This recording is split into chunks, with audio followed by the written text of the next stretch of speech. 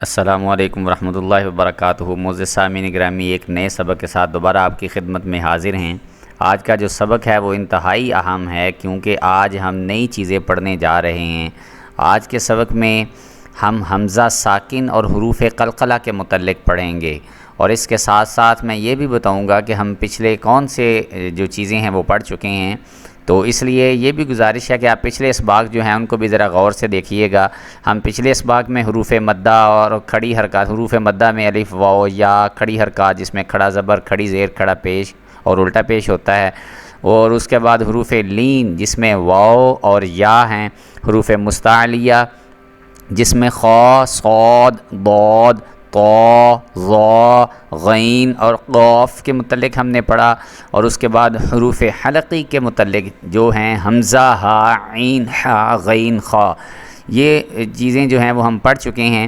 تو آج کا سبق جو ہے اس میں ہم حمزہ ساکن اور حروف قلقلہ کے متعلق پڑھیں گے۔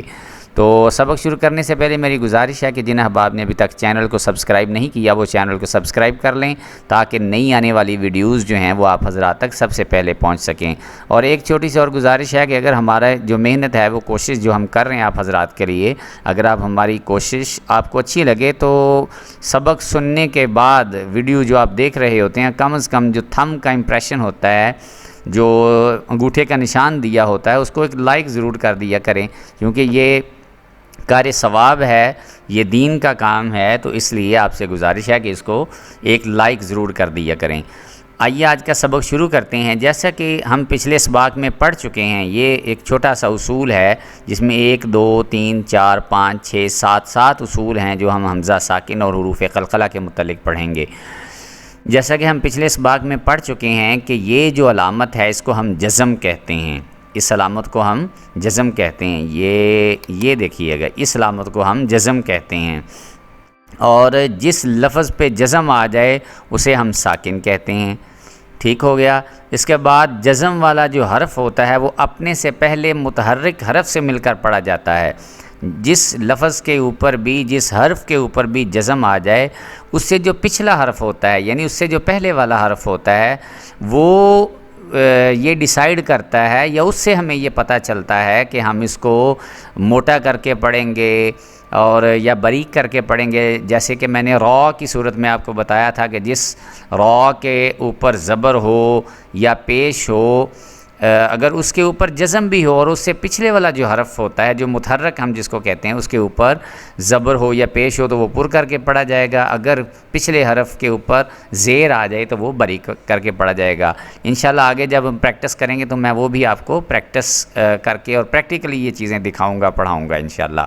حمزہ ساکن، حمزہ ساکن کس کو کہتے ہیں؟ جس الف کے اوپر یا حمزہ کے اوپر جزم آ جائے اس کو ہم حمزہ ساکن کہتے ہیں، کیونکہ ساکن جو ہے میں نے جیسے کہ بتایا، ہم کہتے ہی اس چیز کو ہیں جس کے اوپر جزم آ جائے، جس حرف کے اوپر بھی جزم آ جائے اس کو ساکن کہتے ہیں۔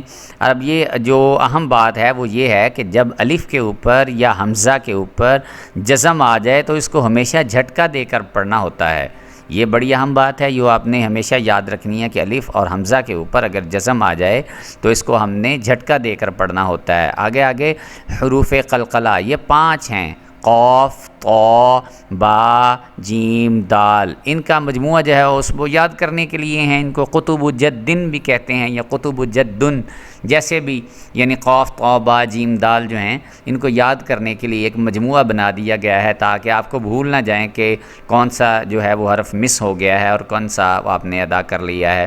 اس لیے یہ ایک مجموعہ بنا دیا ہے الفاظ کا، تاکہ آپ کو یاد رہے۔ اور اس کے بعد جو اہم بات ہے وہ یہ ہے کہ جہاں پہ بھی قلقلہ کا مطلب ہوتا ہے آواز کو جنبش دینا یا حرکت دینا یا ابھارنا، یعنی جہاں پہ بھی حروف قلقلہ آ جائیں گے ہم ان کو کیا کریں گے؟ آواز کو ابھار کے اور آواز کو جنبش دے کے پڑھیں گے۔ جب حروف قلقلہ ساکن ہوں تو ان میں قلقلہ خوب ظاہر ہوگا۔ اب یہ بڑی اہم بات ہے۔ مثال کے طور پہ جو ہم نے اوپر پڑھے ہیں حروف قلقلہ، اگر ان کے اوپر جزم آ جائے، جب بھی ان کے اوپر جزم آ جائے گی تو ہم نے کیا کرنا ہے؟ اس کو کہتے ہیں یہ ساکن ہو گئے۔ جب یہ ساکن ہوں گے حروف قلقلہ تو اصول یہ ہے کہ آپ نے حروف قلقلہ کو خوب اظہار کرنا ہوتا ہے۔ یعنی آواز کو اچھی طرح ابھار کے پڑھنا ہوتا ہے۔ اس سبق میں حروف قلقلہ اور جو حمزہ ساکن کی ادائیگی کا ہم خاص خیال رکھیں گے، اور ملتے جلتے الفاظ جو ہیں ان کی ہم پریکٹس کریں گے۔ تو آئیے آج صرف ایک لائن جو ہے اس کو ہم اس سبق میں پڑھیں گے۔ دیکھیے گا، اس میں صرف یہ حروف قلقلہ ایک آ رہا ہے، طا والا۔ تو یہ دیکھیں، الف زبر تا ات، یہ تا جو ہے اس کے اوپر جزم آ گئی، یہ والی جزم آ گئی، اس لیے یہ کیا ہو گیا، یہ ساکن ہو گیا، ٹھیک ہو گیا۔ اس کو ہم پڑھیں گے ات تا، یعنی ات، یہ تا جو ہے اس کو موٹا کر کے یا پر کر کے نہیں پڑھنا، کیونکہ تا جو ہے وہ حروف قلقلہ میں سے نہیں ہے، اس لیے اس کو پر کر کے نہیں پڑھنا آپ نے۔ الف زیر تا ات، الف پیش تا ات، تو کیا بنا، ات ات ات، یعنی یہ آواز نہیں آنی چاہیے، جو طا کی آواز ہے یا ابھار ہے آواز میں، وہ آپ کی آواز نہیں آنی چاہیے۔ جبکہ یہاں پہ دیکھیے گا یہ حروف قلقلہ آ گیا طا، تو اس لیے اس کو ہم پڑھیں گے الف زبر طا اتو۔